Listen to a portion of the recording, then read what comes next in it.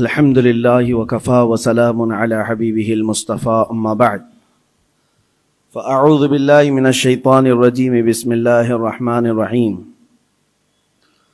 إن الله اشترى من المؤمنين أنفسهم وأموالهم بأن لهم الجنة يقاتلون في سبيل الله فيقتلون ويقتلون وعدا عليه حقا في التوراة والإنجيل والقرآن ومن أوفى بعهده من الله فاستبشروا ببيعكم الذي بايعتم به وذلك هو الفوز العظيم صدق اللہ مولانا العظیم۔ بارگاہ رسالت معاب صلی اللہ علیہ وسلم میں درود پاک کا ہدیہ پیش کریں۔ اللہم صلی علی سیدنا و مولانا محمد معدن الجود والکرم وآلہ واصحابہ الکرام وابنہ الکریم وبارک وسلم صلاة دائمة سرمدا ابدا۔ میں معذرت خواہ ہوں، حضرت علامہ مولانا نعیم صاحب آپ کے خطیب و امام آپ کے درمیان بیان فرما رہے تھے، درمیان میں حاضر آ گیا اور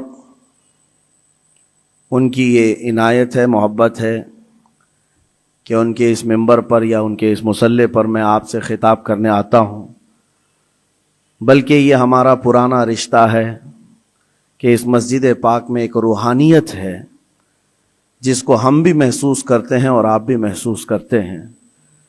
دور دراز علاقے میں جہاں کہیں پر بھی ہو، ہم پروگراموں کو ختم کر کے جمعہ یہاں پڑھنے کی خواہش رکھتے ہیں۔ اللہ تبارک و تعالی یہ رشتہ روحانیت کو سلامت رکھے۔ آج کے حالات کے اعتبار سے ایک چیز بہت عام ہو گئی ہے اور وہ ہے موت۔ موت کا فلسفہ سب کو پتہ ہے، موت سے لوگ گھبراتے بھی ہیں، ڈرتے بھی ہیں، اور ایک نیوز بنتی ہے، خبر بنتی ہے، لیکن اب کے زمانے میں تو ایسا لگ رہا ہے موت اتنی عام کر دی گئی ہے کہ لوگ 2 منٹ 3 منٹ افسوس کرنے کے بعد پھر اس کو بھول جاتے ہیں۔ جنگوں میں جو موتیں ہو رہی ہیں ان موتوں کا تو شمار ہی کیا ہے۔ آج ایک آنکڑا جو بتا دیا جاتا ہے، ایک عدد جو ہم کو بتا دی جاتی ہے، وہ اپنی جگہ پر، لیکن حقیقت کیا ہے، میدان میں کیا چل رہا ہے، یہ اللہ بہتر جانے، اور ان علاقے کے لوگ جن کے ساتھ یہ مصیبتیں آئی ہیں وہ بہتر جانے۔ عزیزان گرامی وقار، پوری دنیا میں ظاہر سی بات ہے آج بھی سینسیٹیو لوگ موجود ہیں، حساس لوگ موجود ہیں جو موت کو کیا زخم کو بھی برا سمجھتے ہیں۔ ظلم کے طریقے سے مارا ہوا زخم، اس کی ہر آدمی نندا کرتا ہے، مخالفت کرتا ہے۔ موت تو بڑی چیز ہے، لیکن ہم نے دیکھا ہے کہ ایک جانور کے بچے کو بھی اگر کوئی مارے تو آج جانوروں کے رائٹس کے، ان کے حقوق کی تنظیمیں موجود ہیں جو ان کی حفاظت کے لیے آگے بڑھتے ہیں اور پھر آواز اٹھاتے ہیں۔ بلکہ آپ اگر کسی جانور کو مارتے ہوئے دیکھے گئے تو یہ تنظیمیں آپ کو جیل تک پہنچا سکتی ہیں۔ ان کے حقوق کی آواز اٹھانے والے بھی موجود ہیں، بلکہ انوائرمنٹ کے لیے بھی تنظیمیں موجود ہیں۔ درخت کو کاٹنے نہیں دیا جاتا کہ اگر پیڑ پودے بھی کوئی کاٹ رہا ہے تو اس کے لیے بھی سخت قانون ہے، بلا وجہ اگر کوئی کاٹ رہا ہے تو اس کو جیل بھی ہو سکتی ہے، اس کا ریپلیسمنٹ چاہتی ہے دنیا۔ پیڑ پودے پتے اور جانوروں کو کاٹنے کے لیے بھی منع کیا گیا اور ان کی حفاظت کے لیے تنظیمیں موجود ہیں، تو پھر انسانوں کی زندگیوں کی حفاظت کے لیے بھی آلریڈی موجود ہیں، ایسا نہیں ہے۔ لیکن دوہرا معیار ہے پوری دنیا میں۔ عام انسان جس کا تعلق اسلام سے نہیں ہے وہ مرے تو پوری دنیا چیخ اٹھتی ہے، اس کے موت کے لیے آواز اٹھاتی ہے، اس کے انصاف کی بات کرتی ہے۔ لیکن اسی دنیا کا دوہرا معیار یہ ہے کہ مسلمان بچے قتل ہو جائیں، مارے جائیں، تو پھر اس کے لیے وہ ایسا پیش کرتے ہیں جیسے ان کو سانپ سونگھ گیا ہو، کوئی رحم غم کا جذبہ ہی نہیں رہ گیا۔ کسی کے دل کے اندر سے یہ ہوک اٹھتی ہوئی نہیں دکھائی دیتی کہ کم از کم اسلام دشمنی اور سب چیزوں کو بالائے طاق رکھ کر کے انسانیت کے نام پر کوئی بات کرتا، کہ 6 ماہ کے بچوں کا کیا قصور ہوتا ہے، 1 سال کے بچے، دودھ پیتے بچوں کا کیا قصور ہوتا ہے. ان لوگوں کو جس طرح سے تہ تہ کر دیا گیا، مار کر ختم کر دیا گیا. عزیزان گرامی وقار، یہ پوری دنیا میں آج جو چل رہا ہے اس پر میں کچھ باتیں عرض کرنا چاہتا ہوں. موت کسی بھی زمانے میں عام نہیں ہے، بلکہ ایک بڑا حادثہ سمجھا جاتا ہے اور اس کی نندا کی جاتی ہے، اس کی مخالفت کی جاتی ہے جو زبردستی کسی کا قتل کیا جائے. یہ اور بات ہے کہ دنیا طاقت کی پجاری ہے، دولت کی پجاری ہے. جس کے پاس زیادہ طاقت ہے، جس کے پاس زیادہ دولت ہے، لوگ اس کی حمایت میں کھڑے ہوتے ہیں. مظلوموں کے حق میں کھڑے ہونے والی جماعتیں بہت کم ہوتی ہیں. لیکن ان تمام معاملات سے ہٹ کر میں آپ سے گفتگو یہ کرنا چاہتا ہوں، جتنی بھی اسلام پر موتیں ہو رہی ہیں، ظلماً قتل کیے جا رہے ہیں، ایک بات یاد رکھو، اسلامی ایک جذبہ موجود ہے ہمارے ہاں، وہ شہادت کی موت پا رہے ہیں. شہادت ایک درجہ ہے، اور جب یہ چیز آپ کے تصور میں آ جائے تو میرے عزیزو، ہم بھی یہ محسوس کریں گے کہ اللہ کریم ہم سب کو شہادت کی موت نصیب فرمائے. کیونکہ شہادت ایک مقام کا نام ہے، ایک مرتبے کا نام ہے. جو شہید ہوتا ہے اسلام میں اس کا بڑا رتبہ ہے. نبی پاک صلی اللہ تعالی علیہ وسلم نے تو فرمایا، نبیوں اور شہیدوں کے درمیان صرف 1 درجے کا فرق ہے. 1 درجے کا فرق ہے. جو شہید ہوتا ہے وہ اللہ تبارک و تعالیٰ کی جنت میں اسی مقام پر ہوتا ہے جہاں اللہ کے نبی ہیں. انبیاء کرام علیہ السلام کا جو جنت میں مقام ہوتا ہے اس سے 1 درجہ نیچے شہیدوں کا مقام ہے. شہداء اسلام، ان کی ایک عظیم تاریخ ہے. اور شہید کیوں کہا جاتا ہے اور شہید ہوتا کون ہے، یہ تھوڑی سی ڈیفینیشن معلوم ہونا چاہیے. شہید 3 قسم کا ہے. شہید حقیقی ہے، شہید فقہی ہے، شہید حکمی ہے. یعنی حقیقی شہید وہ ہے جو اللہ کی راہ میں کافروں کی طرف سے، دشمنوں کی طرف سے ظلماً قتل کر دیا گیا اور اس پر کوئی دیت واجب نہ ہوئی ہو، خون بہا اس کا نہ دینا پڑا ہو. اس طرح کے جو شہید ہے اللہ کی راہ میں مارا گیا، وہ حقیقی شہید ہے، جس کی فضیلت میں قرآن میں اللہ نے فرمایا، وَلَا تَقُولُوا لِمَنْ يُقْتَلُ فِي سَبِيلِ اللَّهِ أَمْوَاتٌ بَلْ أَحْيَاءٌ وَلَكِنْ لَا تَشْعُرُونَ. جو اللہ کی راہ میں مارے جائیں انہیں مردہ مت کہو، وہ زندہ ہیں، تمہیں اس کا شعور نہیں. اللہ قرآن میں فرماتا ہے، وَلَا تَحْسَبَنَّ الَّذِينَ قُتِلُوا فِي سَبِيلِ اللَّهِ أَمْوَاتًا بَلْ أَحْيَاءٌ عِنْدَ رَبِّهِمْ يُرْزَقُونَ. جو اللہ کی راہ میں قتل کیے گئے ان کو مردہ گمان بھی مت کرو، وہ اللہ کی بارگاہ میں زندہ ہے اور انہیں رزق بھی دیا جاتا ہے. یہ شہیدوں کے متعلق قرآن کی صاف 2 آیتیں موجود ہیں. یہ شہید حقیقی کے بارے میں. ویسے شہید حکمی بھی ہے، 7 قسم کے الگ الگ ہیں. جیسے نبی کریم صلی اللہ تعالی علیہ وسلم نے فرمایا، دیوار کے نیچے دب کر کے کوئی مر گیا، آگ میں جل کر کے کوئی مر گیا، پانی میں ڈوب کر کوئی مر گیا. خودکشی کی بات نہیں، حادثے سے خود جلا کر کے مرا ہے، خود پانی میں کود کے مرا ہے، اس کے لیے نہیں. حادثے سے آگ میں جل کر مر گیا، یا پھر پانی میں غرق ہو گیا، یا پھر کسی بڑے حادثے میں، یا نیمونیا کی بیماری جس کو ذات الجنب کہا جاتا ہے، اس میں اگر کسی کا انتقال ہو گیا، یا پیٹ کے درد میں کوئی انتقال کر گیا، یا وہ عورت جو بچہ ہونے کے وقت انتقال کر گئی، ان سب کو شہید کا درجہ دیا جا رہا ہے. یہ شہید حکمی ہے. یعنی حقیقی شہید کا مقام ایک الگ ہے، لیکن ان کو حکمن شہید کہا جاتا ہے اسلامی اعتبار سے. لیکن جو حقیقی شہید ہے اس کے لیے میں اس لیے آج اس موضوع کو چھیڑ رہا ہوں کہ دیکھ دیکھ کر کے ہم تھک چکے. چھوٹے سے بچوں کے زخم ہماری نیند خراب کر دیتے ہیں، ان کی چیخیں ہمارے چین کو اڑا دیتی ہیں. کیا آپ کے سامنے روز مرہ ماؤں کے بچوں کو ہاتھ میں اٹھائے ہوئی تصویریں نہیں آتی؟ اخباروں کی زینت نہیں بنتی؟ آج وہ ان چھوٹے بچوں کو کبھی ملبے میں اپنے عزیزوں کو ڈھونڈتے ہوئے ہم دیکھتے ہیں، دل باہر نکل آتا ہے، کلیجہ منہ کو آتا ہے. جس کا گھر تباہ کر دیا گیا، توڑ پھوڑ کر دیا گیا ہے، وہ ننھی ننھی انگلیوں سے ملبہ ہٹا کر کے اپنے عزیزوں کی لاشیں ڈھونڈ رہے ہیں. میرے عزیزوں، یہ بڑے دل جگرے کی بات ہوتی ہے.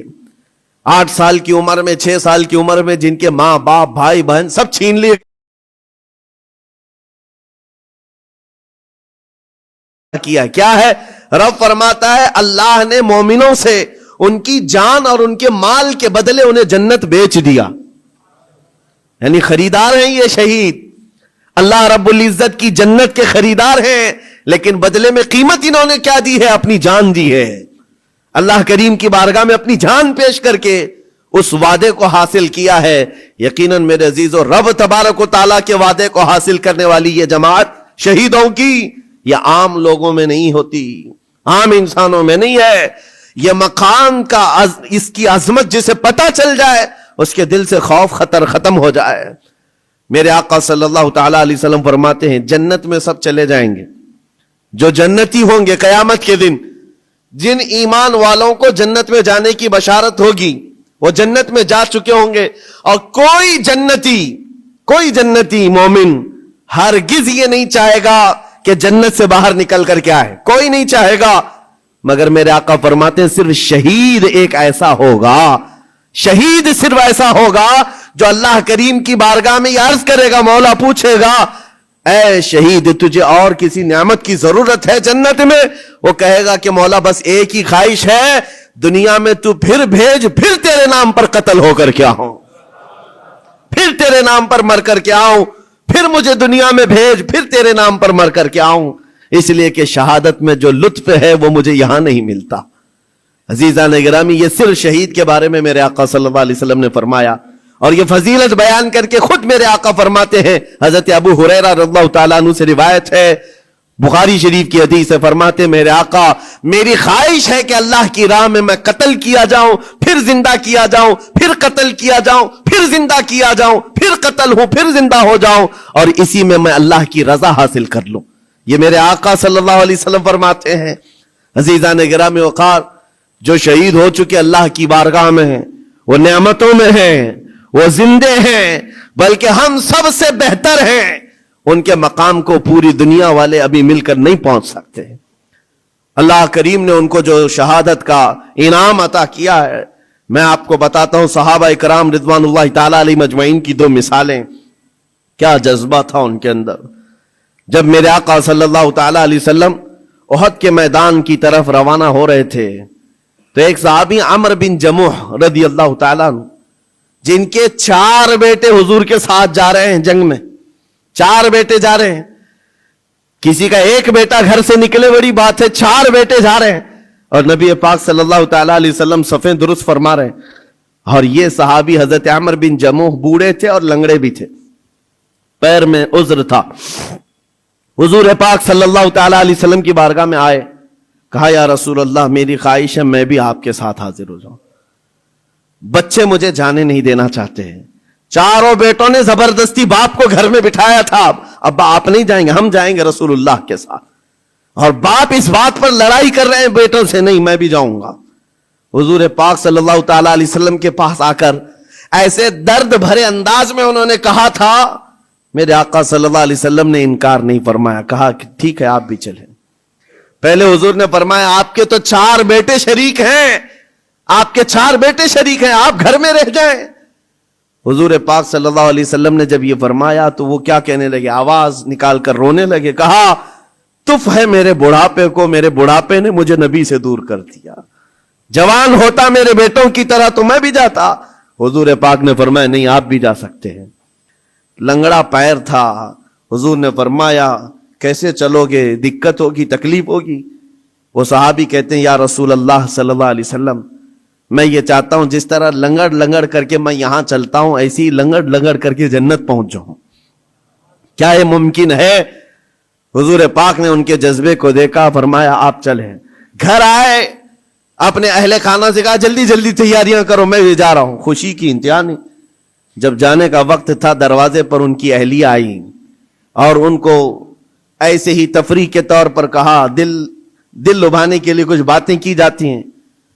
بیوی نے ایسے ہی کہا عمرو بن جموح تم تو جا رہے ہو, مجھے لگتا ہے تم بھاگ کر کے آ جاؤ گے, میدان جہاد میں جا رہے ہو, جنگ کے میدان میں جا رہے ہو اور سخت ہوتا ہے میدان, بھاگ کے آ جاؤ گے. بیوی کا یہ صرف تانا سنا تو گرج کر کے کہنے لگے سنو خبردار, اور اللہ کی بارگاہ میں ہاتھ اٹھایا, اللہم ارزقنی شہادتا فی سبیلک ولا تردنی الی اہلی خائبا یا اللہ، اے اللہ تو اپنے راستے میں مجھے شہادت دے دے اور کبھی بھی زندگی میں مجھے میرے گھر واپس مت لوٹا، گھر واپس مت لوٹا۔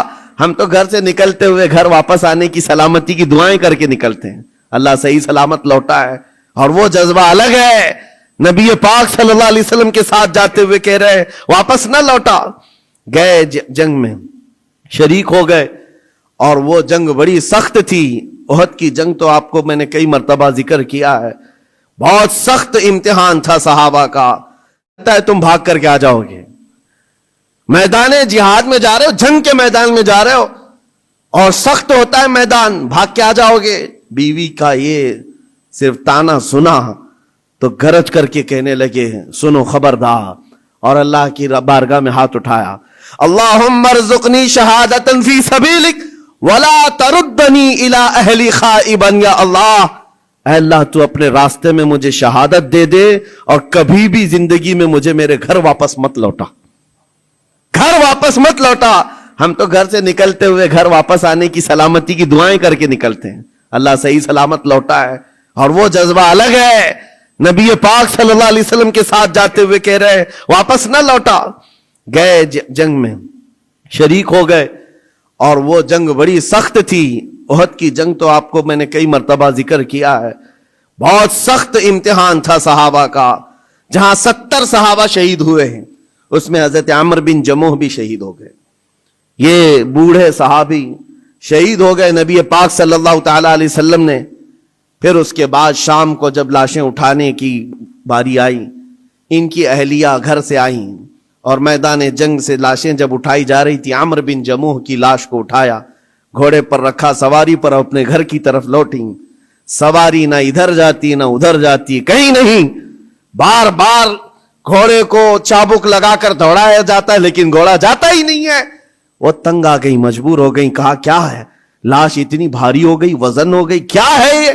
نبی پاک صلی اللہ علیہ وسلم کی بارگاہ میں آ کر کے ان کی اہلیہ نے کہا آقا سب اپنی لاشیں لے جا رہے ہیں، میں بھی ان کی لاش اپنے گھر لے جا کر ان کو تھوڑی دیر کے لیے رکھنا چاہتی ہوں، لیکن سواری ہے کہ آتی نہیں آگے۔ میرے آقا نے فرمایا گھر سے نکلتے وقت انہوں نے کیا کہا تھا؟ ان کی اہلیہ نے کہا تھا، انہوں نے کہا تھا اللہ کی بارگاہ میں کہ مولا مجھے گھر واپس سلامت نہ لوٹانا۔ حضور فرماتے ہیں اس کی دعا قبول ہو چکی ہے، نہ وہ زندگی میں واپس لوٹا، نہ تم اس کی لاش لے جا سکتی ہو۔ اسی میدان میں حضرت عمرو بن جموح کو دفن کر دیا گیا۔ یہ ان شہیدوں کی بات کر رہا ہوں جن کے موت کے بعد بھی ان کا تصرف جاری رہتا ہے، ان کا تصرف۔ حضرت خبیب ابن عدی رضی اللہ تعالیٰ عنہ مشرکین کی قید میں آ گئے تھے، یہ کفار مکہ نے ان کو قید کر لیا تھا اور لوہے کے پنجرے میں ڈال کر کے رکھا تھا، کئی دنوں تک بھوکا پیاسا رکھا، پنجرے میں رکھا، اور اس کے بعد کئی مرتبہ ان پر کوششیں کی گئیں کہ تم دین اسلام چھوڑ دو، تم نبی پاک کے خلاف بولو، لیکن وہ جوان مرد خبیب ابن عدی ایسے تھے، اپنے ایمان پر جمے ہوئے، استقامت کا جذبہ ایسا، ہر مصیبت کو گلے لگا لیا، یہاں تک کہ کفار و مشرکین نے ان کو پنجرے سے باہر نکالا، ان کے ناخنوں کو پکڑ سے کھینچا، اور وہ کراہتے رہے، درد اپنی جگہ پر، اور اس کے بعد ان کے جسم کو جگہ جگہ تیروں سے چھلنی کیا، اور مقام تنعیم پر جو مکہ میں آج جامع مسجد عائشہ ہے وہاں قریب میں، آپ کو ایک سولی پر چڑھا دیا گیا۔ حضرت خبیب ابن عدی کو ایک کھمبے پر باندھ کر کے سولی دے دی گئی، اور لاش کو لٹکا کر رکھا، اور ایسی لاش لٹکتی رہی۔ یہی خبیب ابن عدی ہے جن کو سولی پر چڑھنے سے پہلے کافروں نے پوچھا تھا کیا یہ اچھا ہوتا خبیب تمہاری جگہ محمد ہوتے اور تم آرام کر رہے ہوتے، تب انہوں نے گرج کر کہا تھا ظالمو خبردار، تم میری جگہ مصطفیٰ کی بات کرتے ہو، میرے جسم کے اور 1000 ٹکڑے ہو جائے مجھے گوارا ہے، میرے نبی کے قدموں میں تلوے میں کانٹا بھی چبھے یہ مجھے برداشت نہیں۔ ان کا جذبہ تھا استقامت۔ جب سولی پر چڑھا دیا گیا تو ایک بات میں عرض کر رہا ہوں، شہیدوں کی زندگی کیا ہوتی ہے، مار دیے گئے، قتل کر دیے گئے، لیکن ان ظالموں نے سولی سے نیچے نہیں اتارا، پورے مکہ والوں کو تماشا دکھانے کے لیے رکھا، 1 دن 2 دن 4 دن 6 دن 8 دن 10 دن لاش ویسی کی ویسی لٹکتی رہی۔ حضرت خبیب ابن عدی کی، یہاں تک کہ مہینہ گزر گیا لاش کو انہوں نے نہیں نکالا۔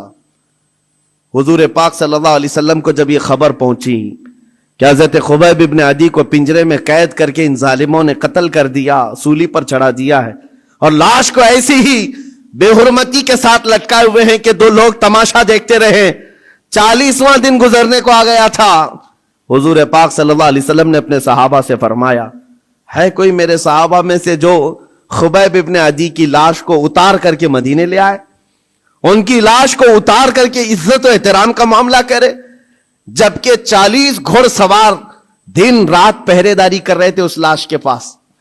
کفار مکہ، مشرکین مکہ کے 40 لوگ اس لاش کے ارد گرد پہرا دے رہے تھے۔ حضرت خبیب ابن عدی کی لاش کو اتارنے نہیں دیا جاتا تھا، کوئی قریب آ ہی نہیں سکتا تھا۔ جب صحابہ کرام کو حضور نے یہ بات کہی، کیا جگر تھا، دو صحابہ کھڑے ہوئے، حضرت زبیر بن عوام، حضرت مقداد بن اسود رضی اللہ تعالی عنہما، کہتے ہیں آقا آپ اجازت دیں ہم دونوں جا رہے ہیں۔ 40